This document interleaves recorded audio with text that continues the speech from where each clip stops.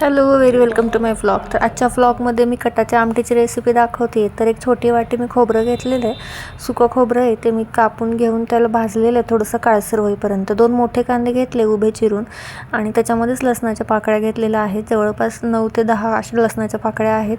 दोन्ही मिळून मी golden brown होईपर्यंत त्यांना व्यवस्थित भाजून घेतले. कांदा व्यवस्थित भाजायचा आहे, नाहीतर त्याचा कच्चेपणा राहिला तर भाजीमध्ये टेस्ट नाही चांगली लागत. त्याच्यानंतर कांदा, लसूण, अद्रक, कोथिंबीर आणि खोबरं हे सगळं घेऊन मी मिक्सरच्या भांड्यामध्ये वाटून घेतलेलं आहे. त्याची छान युनिफॉर्म पेस्ट बनवून घेतली. अशा प्रकारे पेस्ट तुमची झाली पाहिजे. त्याच्यानंतर आपण जी हरभऱ्याची डाळ शिजवून घेतो रेग्युलर कटाच्या आमटीसाठी, तशी डाळ शिजवून घेतली.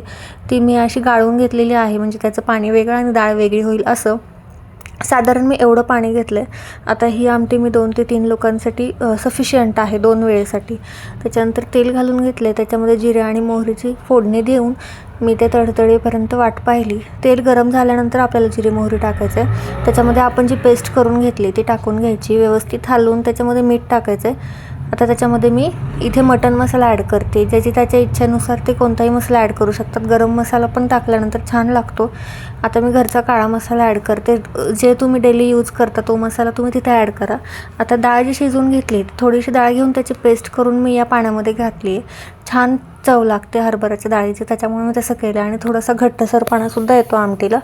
थोडंसं पाणी गरम करून ॲड करून घेतलं आहे त्याच्यामध्ये. तुमच्या गरजेनुसार जेवढी तुम्हाला कन्सिस्टन्सी आहे तेवढं पाणी गरम करूनच ओतून घ्या.